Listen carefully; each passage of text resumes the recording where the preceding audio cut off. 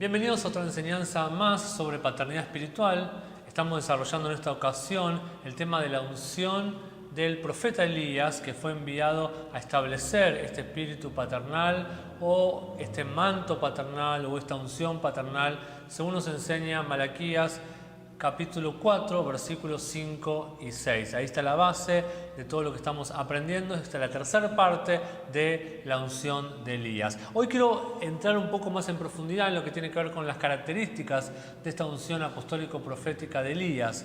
Y hay que mostrar dos lugares. Los lugares en la Biblia son significativos, están llenos de implicancias y son reveladores.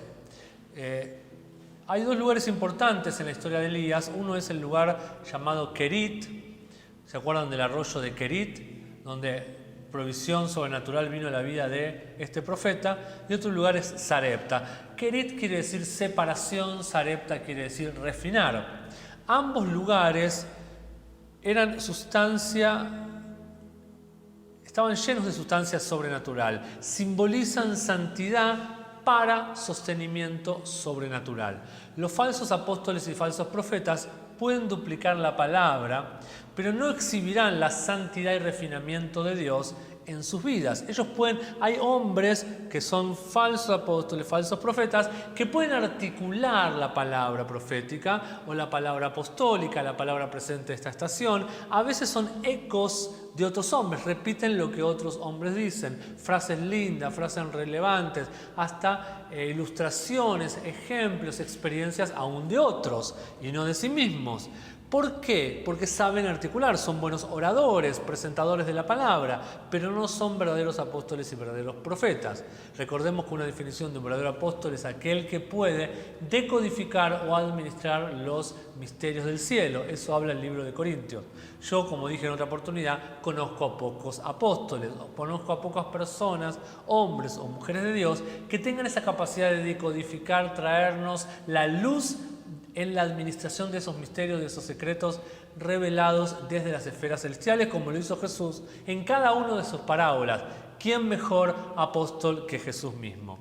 Estos hombres pueden articular bien la palabra, pero no han atravesado el valle de pruebas y tribulaciones. Ahí está la diferencia. No tienen experiencia suficiente con la palabra. En el desierto Dios lo usa. Dios usa el desierto. En el desierto Dios quita y silencia todas las voces que hacen eco. Y que realmente podamos nosotros convertirnos en una voz. ¿Cómo nos convertimos en una voz?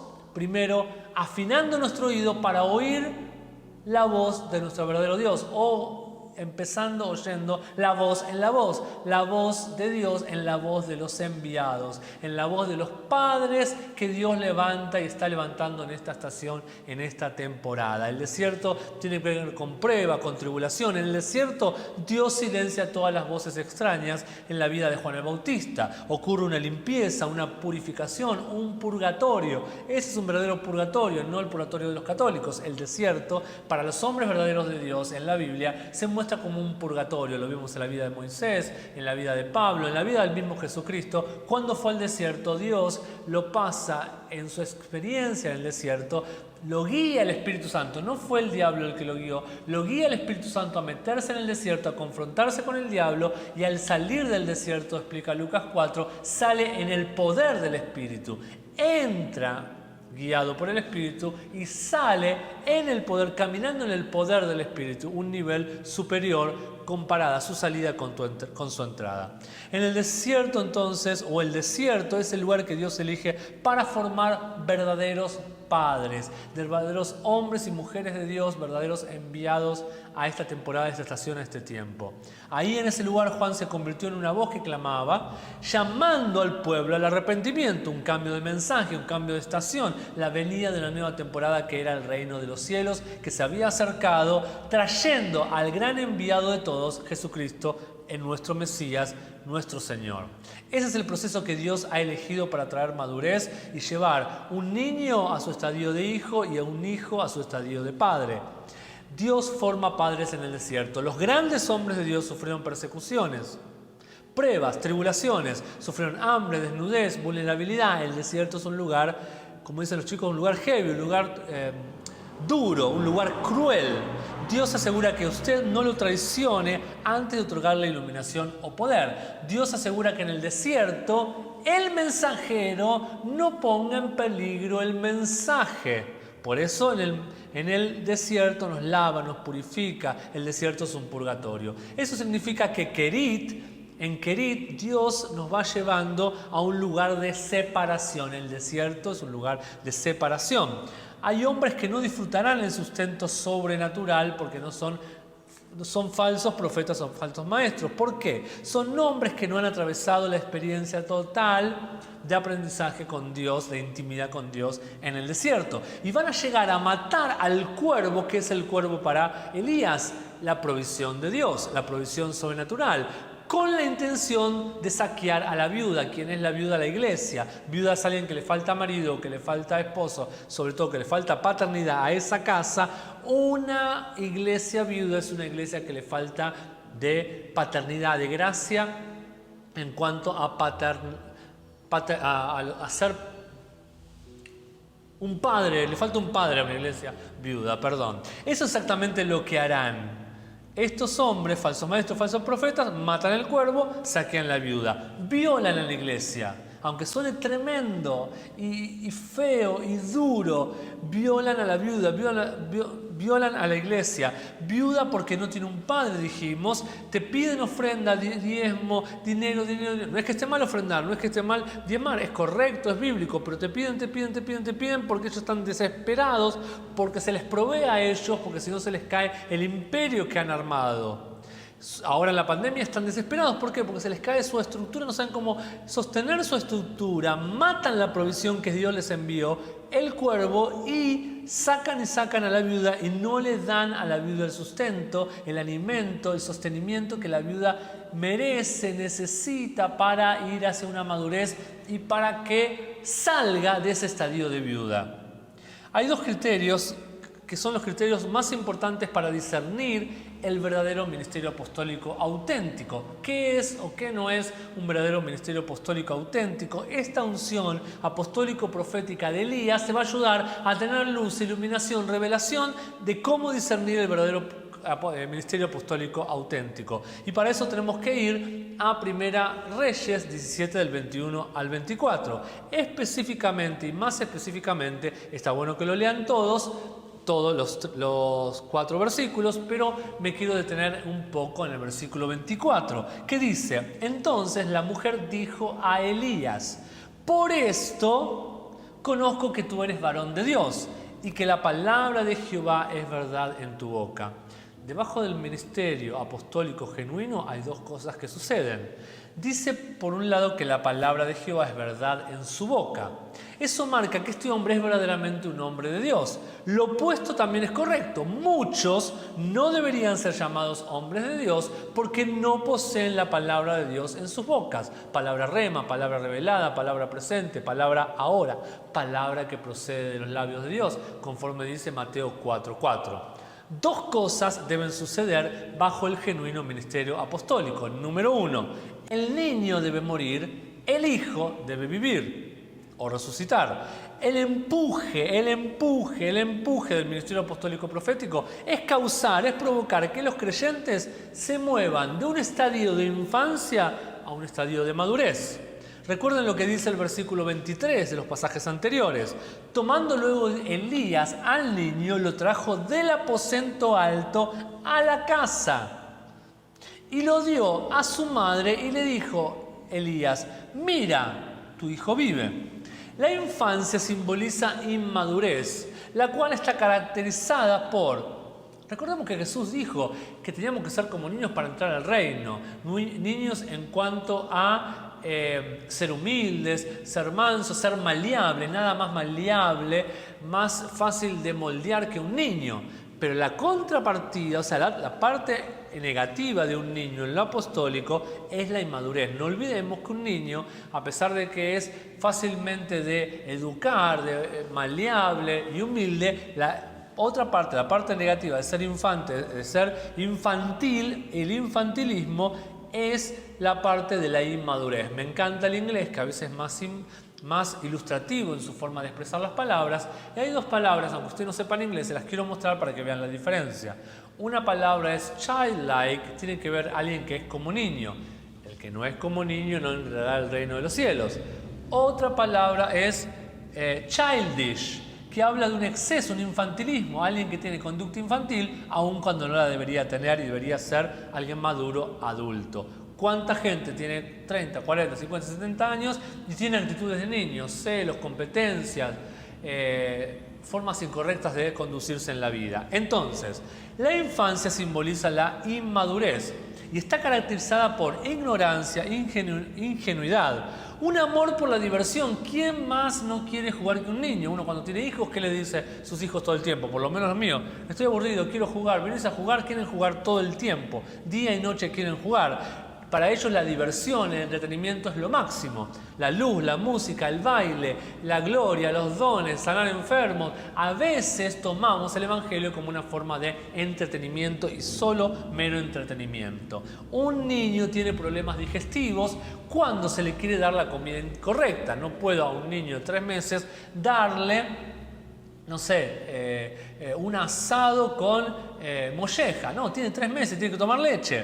Problemas digestivos se producen cuando le queremos dar alimento sólido a la persona inmadura o infantil. No podemos darle comida incorrecta a alguien que todavía está necesitando leche. La palabra es leche, la palabra también es carne. Según cómo las sabemos administrar y a quién se la debemos dar, difiere si le damos leche o le damos carne, o si le damos maná, simplemente pan del cielo. Faltan discernimiento, los niños no tienen discernimiento, los niños son ingenuos todo el tiempo, como dije antes. Yo tengo a mi hijo Benjamín que lo que le digas te lo entiende a literal como se lo digas, y no reciben ni sarcasmo ni lenguaje, lo que se llama lenguaje metafórico o figurativo. Es ingenuo, no discierne más allá, no discierne intenciones, no discierne maldad, porque es puro, es genuino, pero a la vez es ingenuo y eso lo puede llevar a una mala pasada. Alguien en el reino tiene que ser alguien astuto. Dice un versículo de la Biblia que la gente de las tinieblas o del mundo seculares muchas veces saben negociar o ejercer cosas con más astucia que la gente del reino, o la gente que debería ser llamada gente del reino. ¿Por qué? Porque tienen un discernimiento, una agudez, una astucia que nosotros a veces carecemos por pecar de ingenuos. Falta de metas, falta de visión, inconsistencias son características y señales del infantilismo. Son emocionalmente inestables. Como contrapartida, ¿qué era una marca? ¿Cuál era una marca o una señal de la madurez espiritual? Ser establemente emocionales. Cuando tenemos nuestras emociones en una estabilidad, lo que estamos manifestando es una madurez espiritual. Por eso, aquel que es inestable emocionalmente está mostrando infantilismo. No tienen asuntos extraños, una persona madura no tiene asuntos escondidos o extraños o cosas sin resolver de sus emociones. No tienen rollos emocionales como los tiene alguien infantil que está compitiendo con su hermanito, quién juega mejor o quién le muestra el mejor dibujo a su padre o la mejor hazaña o acrobacia tirándose en la cama. Un niño hace eso, quiere el agrado de su padre por medio de querer hacer algo llamativo para llamar la atención, el corazón y el agrado del Padre. Eso no debería acontecer con cristianos maduros. Dios está buscando hijos huoyos, hijos maduros. Solo los hijos maduros, dice Romanos, revelarán el corazón del Padre y traerán la abolición completa de la frustración que sufre la creación que gime a una por la revelación de estos tipos de hijos. Para eso quiere, no para tener show, no para tener predicadores, no para tener pastores.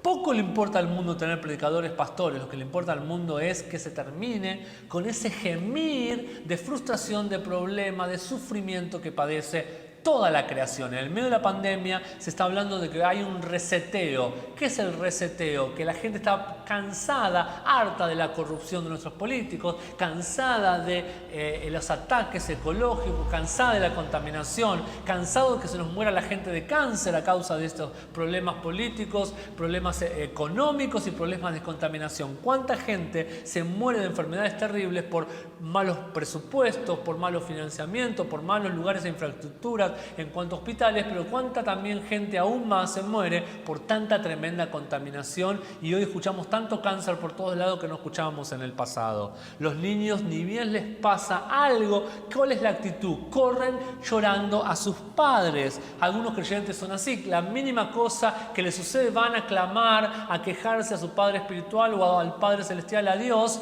llorando su herida, y no solucionan, no maduran, no crecen, no aprenden de lo mal que les ha pasado, del sufrimiento. Uno tiene que aprender y no ir llorando buscando quejarse a ver a alguien que lo alpare o a alguien que le ponga una curita. ¿Vieron los nenes cómo son? Se lastiman lo mínimo y hacen un escándalo y lloran a mares para que le pongas una curita. ¿Por qué? No han madurado. Sufre, si sufriste, sufriste, bancate el dolor, porque del dolor vas a tener una lección, vas a aprender algo. En el reino se aprenden muchas cosas por medio del sufrimiento. Si aprendes y sabes sufrir con Cristo, dice la Biblia, también aprenderás a reinar en la gloria de Cristo. Si andás llorando como alguien muy débil de acá para allá por los rincones, no estarás habilitado para gobernar en la gloria, en el reino de nuestro Padre, porque Jesús fue alguien que aprendió obediencia, dice el libro de Hebreos, por medio, a través de lo que padeció, y así se volvió y se convirtió en un hijo obediente. Los creyentes maduros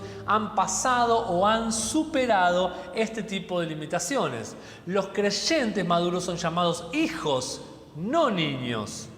Este evento en el ministerio de Elías simboliza la transición de la inmadurez a la madurez. La Biblia a la madurez la llama perfección muchas veces. No encontramos la palabra madurez muchas veces en la Biblia, más encontramos la palabra perfección. Dice el libro de Hebreos capítulo 6 versículo 1, por lo cual, dejando ya la enseñanza primaria acerca de Cristo, vayamos adelante. ¿Hacia dónde? ¿Cuál es la dirección? ¿Mar del Plata? No. Hacia la madurez, no echando otro fundamento del arrepentimiento de obras muertas, de la fe en Dios. La gente tiene un mal entendimiento de lo que significa la perfección. ¿Cuándo realmente podemos decir que una persona es perfecta? Les mostraré algo para que vean un ejemplo. Si pueden googlear o ver una flor en sus casas, ¿qué van a ver? Toda flor está hecha de manera perfecta, pero no toda flor ha manifestado su gloria, su grado de perfección, sino solo aquella que se ha abierto y ha mostrado su esplendor. Algunas, aunque fueron diseñadas por Dios como perfectas, todavía como no es su temporada, no han florecido de manera completa, o sea, no se han abierto de manera completa y tienen una gloria escondida y no una gloria tremendamente reflejada, mostrada. Y está una gloria escondida. ¿Son perfectas? Sí, son perfectas, pero todavía su perfección no se ha manifestado. Lo mismo para los creyentes. Los creyentes debemos manifestar nuestra perfección cuando estemos completamente, yendo completamente y constantemente en un proceso de crecimiento, en un proceso de madurez. La perfección no significa o no implica la ausencia de errores o la ausencia de fallas. Podemos crecer en la perfección. No es que uno es perfecto y ya alcanzó lo máximo. Nunca podemos decir que somos perfectos y alcanzamos lo máximo, pues si no seríamos Dios. Necesitamos crecer todo el tiempo en la perfección, y de eso se trata el apostólico, todo el tiempo ir moviéndonos de triunfo en triunfo, de gloria en gloria, ¿sí? De un lugar y de una locación, de una ubicación a otra. El pueblo de Israel todo el tiempo iba cambiando de ubicación, yendo a un lugar de mayor precisión en Dios. Entonces, la perfección es medida por tu madurez. Podemos crecer en la perfección porque la perfección tiene que ver con crecer y madurar. Hay estadios de manifestación de la perfección. Es como una escalera. Me acuerdo, hace unos años fuimos a una excursión en Bariloche con cientos de escalones. ¿Por qué? Porque queríamos ver lo que había arriba. Había algo glorioso a nivel vista, a nivel geográfico, un lago. Queríamos ver lo glorioso de arriba. Tuvimos que sacrificarnos. Es necesario sacrificarnos como creyentes. Basta, bendíceme, dame, provéeme. Yo oro y Dios me bendice. Basta de eso, se terminó. Es otra temporada, otro tiempo en el cual nos esforzamos para ir a Sion, para gobernar, para conquistar, y así nos vamos volviendo fuertes. Gente sabia, gente fuerte, gente que conquista. Cuanto más maduro usted se vuelve en la palabra de Dios, en la aplicación de la misma, más perfectos nos volvemos, más maduros nos volvemos. La perfección, como dije antes, se manifiesta paso a paso. más y más, de un nivel de gloria a otro nivel de gloria, de un nivel de fuerza a un nivel de fortaleza. La ausencia de las cosas infantiles causará que usted sea perfecto o causará que usted llegue a la madurez. Cosas infantiles es como la enfermedad, como unas personas que son enfermas, que están enfermas y nunca salen y nunca reciben sanidad, no porque Dios no tenga poder, sino porque se hacen amigos de su enfermedad. No puedes vencer o conquistar a un amigo. A quien se lo vence es a un enemigo. Hay gente que no recibe por eso su sanidad, no es sanada porque Dios no nos libera de nuestros enemigos. Dios no nos libera de nuestros amigos, Dios nos libera de nuestros enemigos. Tu infantilismo a veces es tu amigo, como lo es el hipocondríaco, la enfermedad. Tiene un problema psicológico que no puede estar si no está yendo a un médico. No creces, no te liberas de tu infantilismo porque te has hecho amigo de tu infantilismo. El infantilismo debería ser un enemigo para tu perfección hacia la madurez y no un amigo, un enemigo. El infantilismo debe ser para tu vida y para tu ministerio, ni que hablar. Esta madurez implica transición en tu forma de hablar, de entender, de pensar y por supuesto de operar, de realizar cosas en Dios. Quiero detenerme un poquito en un principio y una frase que me encanta, que mi padre espiritual siempre repite. Él dice, la grandeza se anuncia a sí mismo. Y esto de la grandeza se anuncia a sí mismo, lo pone como fundamento en el libro de Proverbios, que dicen que los labios de otras personas nos deben alabar a nosotros y no nuestros propios labios. Hay gente que le gusta hablar siempre lo maravilloso que ellos son y de las grandes cosas que han hecho en la vida. Aburren a veces, y uno dice, comprate una vida. Aburrimos cuando contamos todos los grandes logros que tenemos. No debe ser así, dice la palabra de Dios en Proverbios, que los labios de otros me tienen que alabar a mí y no mis propios labios. Bueno, los nenes quieren alardear de lo grande de las cosas que hacen. Tengo uno de mis nenes que me dice, ¿viste papá, quién se portó mejor? Yo me porto mejor, ¿viste lo que hice? ¿Viste lo que logré? No lo logró otro así. Eso es infantilismo.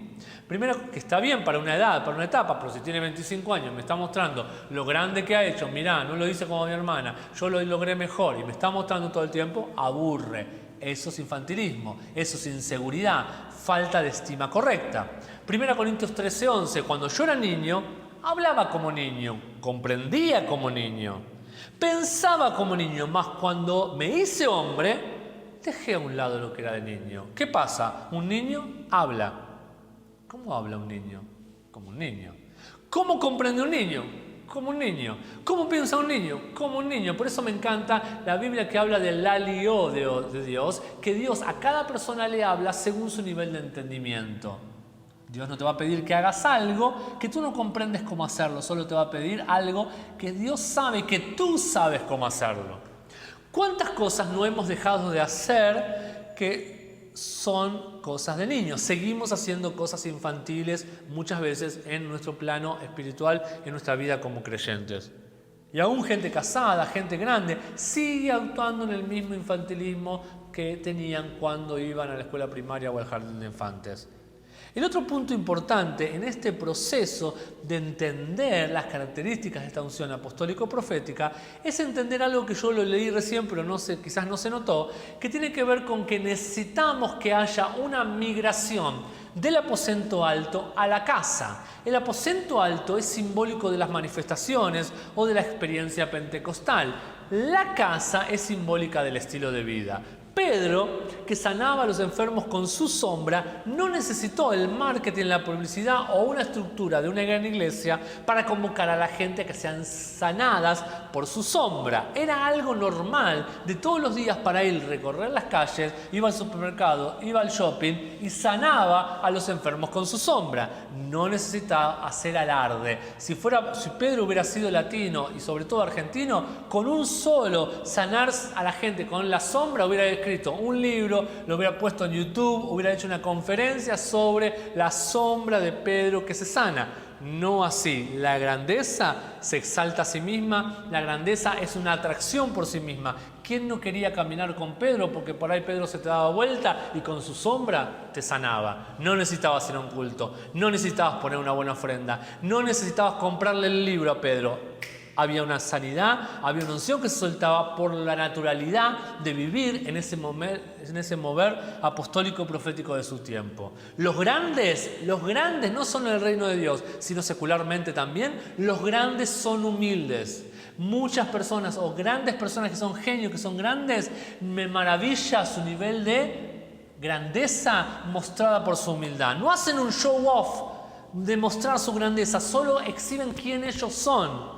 Tienen un estilo de vida de grandeza por manifestar quién es Dios a través de la vida de ellos. A veces hacemos eventos, los pastores hacemos eventos a veces para mostrar lo grande que somos o las grandes cosas que podemos lograr y mostrárselo a los demás. Mala motivación. Dios juzgará nuestras motivaciones. El apostólico vino a traer juicio a nuestras motivaciones. A mí que lo estoy hablando y a todo el que me escucha también. Nadie está exento. En el apostólico se trata de vivir día a día la grandeza y no de hacer un marketing de ella. Esta es una transición de cristiano basado en el entretenimiento a un estilo de vida práctico. Es una transición de un evangelio de entretenimiento a la práctica diaria. De eso se trata el apostólico. El creyente ahora, en esta etapa, en esta estación, debe reconocer responsabilidad personal en su testimonio de su estilo de vida. El creyente debe hacerse cargo de su vida y eso se llama en inglés ownership.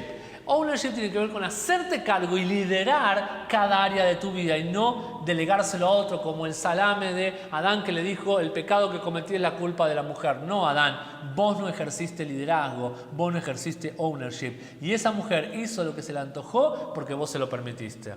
Y eras la cabeza de ella y le permitiste que se vaya y hable y chusmee con la serpiente y después te copiaste del error de ella y seguiste los pasos de ella cuando era todo lo contrario. Ella tenía que seguir tus pasos porque vos se supone que sos el líder de esa familia, de esa casa que están armando. Y así trajiste frustración a la humanidad. Él ahora es funcional en el cuerpo de Cristo. Debemos ser funcionales en el cuerpo de Cristo. El ministerio apostólico genuino traerá estas dos dimensiones a una manifestación completa en el cuerpo de Cristo. La dimensión del apostólico profético traerá una manifestación completa al cuerpo de Cristo. Es un área en la cual el ministerio pastoral es deficiente, se necesita gracia apostólica para lograr madurez. Un niño no puede entrenar a otro niño. Un pastor, alguien que solo tiene una gracia pastoral y no está afirmado a una gracia apostólica, a veces entretiene. Sin mala intención, traemos como pastores entretenimiento a nuestra gente y no lo formamos en un fundamento apostólico profético, como dice el libro de... como dice la Biblia, que tenemos que estar formados y seguros en el fundamento de apóstoles y profetas, no solamente con una palabrita linda a nivel pastoral. ¿Qué significa Acab? Tenemos para entender esto, la contrapartida o la otra cara, la cara mala de la moneda. Elías es el ministerio apostólico y profético, el ministerio, el espíritu correcto, el gobierno correcto y el gobierno incorrecto, la contrapartida del gobierno incorrecto, que es Acab. Elías simboliza el padre, el espíritu paternal, la unción paternal, el manto paternal, la mentalidad de un padre, la manera de tratarnos de padres a hijos. Acab simboliza lo contrario. Acab simboliza, y quiere decir, la palabra Acab quiere decir tío. Es la unción de un tío, el manto de un tío. Entre el ministerio de Elías y el ministerio de Acab hay contradicciones. La unción de Elías destruye, como dijimos al principio y en otra enseñanza lo afirmamos, creo que en la enseñanza de la parte 2 o la parte 1, que creo que es en la parte 1, hablamos de que algo fundamental de la unción de Elías era traer una destrucción a esta distinción entre clero y laico. Deja de existir, cuando hay una verdadera paternidad, un verdadero manto de Elías, deja de existir la diferencia entre el clero y los laicos, entre los sacerdotes y los miembros, entre el pastor y la congregación, deja de haber una división. Cada uno tiene su lugar, pero fluyen en una intimidad y en una coinonía. El corazón de los padres tornados a los hijos, el corazón de los hijos tornados a los padres. El corazón de este ministerio, del ministerio de Elías, es tener intimidad entre el liderazgo y la congregación y no separación. Yo soy el líder, vos sos la congregación. Yo sé, vos no sabés. Yo aprendí, vos tenés que aprender. Yo logré algo como no lograste nada, pero después yo te necesito a vos porque me tenés que financiar mis sueños, mi visión. Vos me tenés que dar para yo alcanzar mis sueños y mi visión. En este contexto de esta cultura, la impartición y la madurez menos que menos ocurre. No hay impartición, no hay madurez, no hay compromiso de pacto genuino y de entrega de un padre hacia un hijo, porque no me interesa tanto ejercer paternidad con vos, me interesa ser un pastor. Me interesa ser un líder, un apóstol, un profeta y ganar las masas y mostrar lo bueno y lo grande que logro las cosas. En ese mover, en esa atmósfera, en esa estructura, en ese orden incorrecto, no puede haber impartición y menos madurez. Es más, me atrevería a decir, a causa de la falta de impartición, carecemos de madurez. No encontrarás impartición y menos madurez en un modelo pastor-congregación, pastor-miembro. Siempre habrá deficiencias en este modelo. En el modelo pastoral hay deficiencias siempre. Necesitamos, para ser relevantes en este tiempo, estar conectados a unción apostólica profética. Nadie te dirá la verdad en la cara en el modelo pastoral. ¿Por qué? Porque no te tratarán como trata un padre a un hijo, te tratarán como trata una madre condescendiente a un hijo, para que no te enojes, para que no te vayas, para que te sientas cómodo. El modelo pastoral ejerce maternidad con la iglesia y no paternidad, porque tienen ese miedo, que te vayas de la iglesia y que pierdan su membresía y cantidad de miembros que les da poder, les da sentido de identidad, sentido de fuerza, sentido de seguridad y sobre todo les da finanzas. Pierden tu diezmo, te pierden a ti, te pierden tu diezmo y tu ofrenda. Puede no gustarte lo que digo o cómo lo digo, pero no te quedará duda si yo soy tu padre o tu pastor o cómo funcione yo como líder espiritual. Puede gustarte lo que te diga o lo que te deje de decir, puede gustarte cómo te confronte o no, pero lo que no te va a quedar duda es qué tolero y qué no tolero, qué me gusta, qué no me gusta, qué acepto y qué no acepto. Y lo que no te va a dar duda, que lo que pongo en lugar de preeminencia son la obediencia a los principios. Nadie está exento, nadie puede prescindir y decir para mí los principios no funcionan o no, estoy exento, no es necesario que yo cumpla tanto los principios como mi congregación. Mentira, hipócrita, vos necesitas cumplir los principios más y primero antes que tu congregación. A veces siento eso, que los pastores, los líderes nos damos el lujo de no cumplir ciertas cosas que esperamos que nuestra gente cumpla. Por ejemplo, hay un culto, un servicio, todo el mundo adorando, todo el mundo orando y el pastor mira al techo. ¿Cómo un pastor no ora? ¿Cómo un pastor no canta? Todo el mundo tiene que cantar, él no canta. No, porque está pensando en la palabra, no está haciendo ellos, no, porque llega después. Todos adorando a Dios desde las 5 a las 6 de la tarde y Él llega después cuando todo está listo. No, venía a las 5. Todos tienen que orar, todos tienen que adorar. Vos sos un pastor, pero sos un hijo en la casa y sos el primero que tiene que estar antes que la gente. ¿Dónde se vio eso? Eso es estrellato, eso es Hollywood, eso es alfombra roja. Que el más importante llega último. ¿Dónde se vio eso? El reino es un reino de siervos. El reino es un reino de pastores y los pastores deben tener olor a oveja. ¿Dónde se vio eso? Que la estrella llega a lo último y llega cuando todos ya han orado, cuando todos ya han alabado, solamente para predicar y juntar la ofrenda. Acá, por otra parte, representa un espíritu de tío, como le dijimos antes, que ha invadido a la iglesia. El espíritu de tío en la estación carismática ha invadido a la iglesia. Los tíos son deficientes en la intimidad. Los tíos no buscan intimidad. Tuve la desgracia y el dolor de perder a mi hermano, y mi hermano, que era 11 años menor que yo, se caracterizaba por tener una gracia de tío en el buen sentido, que nunca vi un tío como él. Que cuando estábamos los adultos charlando, él estaba sentado y jugando, entreteniendo y disfrutando del compañerismo de sus sobrinos o de cualquier nene que había ahí, porque tiene una gracia para con los niños. Ese es el lado positivo de un tío. Pero el lado negativo es que no puedes estar todo el día jugando con el tío. Necesitas crecer, madurar, aprender, salir a caminar, ser educado, ser instruido. Los tíos son deficientes en la intimidad. Los tíos esperan que un día te vayas de la casa, porque ya está, me cansé de los sobrinos, que los cuiden los padres. Los tíos no pueden producir hijos, solo los padres pueden producir hijos. Los tíos entretienen, consienten a los niños que son hijos de otros, porque no son hijos de ellos, ellos son tíos. Los padres, a diferencia, educan, forman, disciplinan, corrigen, impulsan, motivan y tantos otros verbos. Ahora, para entender un poco esta contrapartida de la unción de Elías, o esta iglesia, podemos llamar que hay una iglesia al modo de Elías, una iglesia con paternidad y una iglesia Acab, una iglesia incorrecta con características incorrectas. Antes de finalizar, le voy a mostrar 7 características de este espíritu de tío o de esta iglesia de tío que no tiene un espíritu de padre. La característica número 1 de esta iglesia Acab es esto que le estoy diciendo, que tiene un espíritu de tío. La segunda es que tiene a Jezabel a cargo, la tía. El tío y la tía están juntitos. Ya hablamos de Jezabel, de cómo operaba Jezabel en otra de nuestras enseñanzas.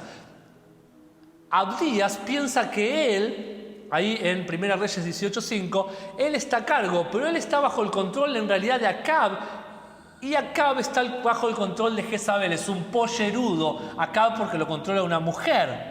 Ojo, Abdías, no te creas que vos estás en control porque te controla Acab, y no te creas vos Acab que estás en control porque te controla una mujer llamada Jezabel, un gobierno incorrecto. No es un tema de machismo, de feminismo, es un tema de espíritu, de un espíritu incorrecto. Jezabel no se trata de solo una mujer, como expliqué en otra oportunidad, sino se trata de un espíritu incorrecto que quiere gobernar desviando a la gente de la verdad y manipulando sin formar a la gente firme en los principios de la palabra.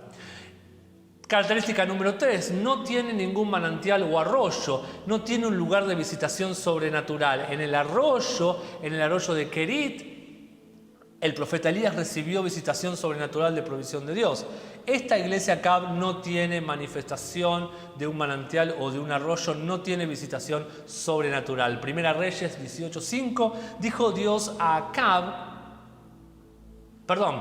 dijo Acab a Abdías: ve por el país a todas las fuentes de agua y a todos los arroyos, a ver si acaso hallaremos hierba con que conservemos la vida a los caballos y a las mulas, se habían quedado sin agua, sin césped, para que no nos quedemos sin bestias. No tienen espíritu, o sea, no tienen agua. Al no tener agua no tienen espíritu.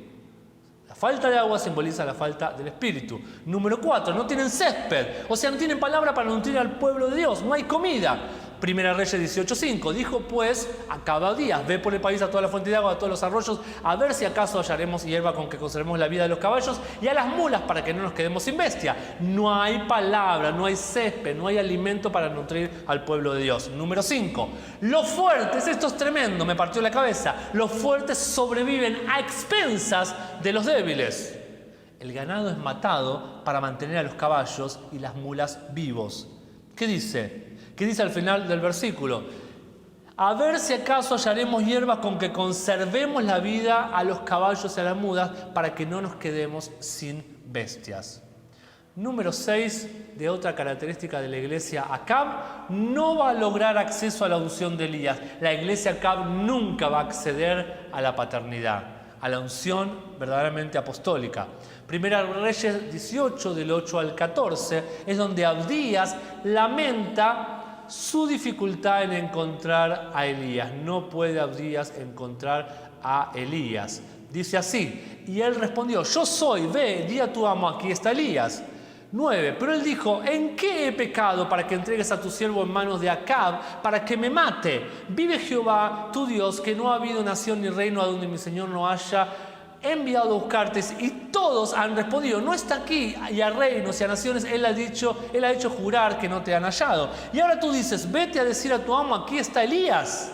12, acontecerá que luego que yo me haya ido, el Espíritu de Jehová te llevará a donde yo no sepa, y al venir yo y dar las nuevas a Acab, al no hallarte él, me matará, y tu siervo teme a Jehová desde su juventud. 13, ¿no ha sido dicho a mi señor lo que hice cuando Jezabel mataba a los profetas de Jehová, que escondía 100 varones de los profetas de Jehová, de 50 en 50 en cuevas, y los mantuve con pan y agua? Y ahora dices tú: vete a decir a tu amo, aquí está Elías, para que él me mate.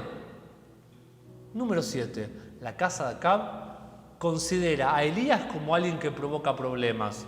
Te acusan de cosas que no son. El otro día alguien me decía: esto está causando división. Yo le dije: nunca, ni en esta estación apostólica, ni antes me acusaron de dividir. Y hay algo tremendo. Para mí, dividir es algo tremendo. Hay pocas cosas que considere tan grave como dividir al cuerpo de Cristo. ¿Saben lo que le contesté? Tiene dos opciones. Tráigame hechos para mostrar que yo divido, no opinión. Cuando la opinión tiene un hecho, se deja de ser opinión para mostrar una verdad, una realidad. Muéstreme hechos, número 1. Número 2, vaya a mi padre y dígale en qué he dividido, en qué estoy dividiendo. Si no, debe retractarse de lo que dijo. Primera Reyes, porque no voy a recibir una acusación que es incorrecta. La unción de Elías recibe acusaciones que no tienen fundamento, como cuando Jesús lo acusaron de blasfemo. Primera Reyes 18, versículo 17. Cuando Acab vio a Elías, le dijo: ¿eres tú el que perturbas a Israel? Cara dura. Aquel que estaba haciendo una conmoción, milagros, un mover espiritual tremendo. ¿Lo llamás a alguien que perturba al Dios de Israel? ¿Lo pones a la altura, no sé, de Goliat, por ejemplo, que intimidaba y traía tantos problemas al pueblo de Israel, acosaba al pueblo? La casa de Acab cree que la unción apostólico-profética trae problemas a la iglesia. Esto es serio. Las posiciones religiosas en realidad son las que traen problemas a las iglesias, las posiciones impías. La casa de Acab es ella la que trae el problema a la iglesia y se lo adjudica a Acab. Aquellos que dicen quizás que a vos te acusan, de ser quien traes división o traes problema o traes causa incorrecta de enfermar a la iglesia o confusión, ¿no serán ellos los que están haciendo eso? Como los mismos religiosos que acusaron a Jesús de blasfemo, en realidad estaban acusando a Jesús de algo que eran ellos. Es tremendo. Esto da para seguir enseñando y seguir aprendiendo, pero se nos ha ido el tiempo. Que sean muy bendecidos al explicar estos principios y acuérdate, necesitamos una iglesia bajo el manto, bajo el espíritu de Elías, que es un espíritu paternal. Una iglesia que sea libre de los Acab, de la Jezabel, de los espíritus y de los gobiernos incorrectos que manipulan, que usan al pueblo, que violan a la iglesia, que la dejan aún más viuda de lo que está y que no le traen provisión sobrenatural. Necesitamos levantar una iglesia bajo el liderazgo correcto, el liderazgo de hombres como el profeta Elías, que nos hacen volver los corazones de los padres a los hijos y los corazones de los hijos a sus padres. Bendecidos.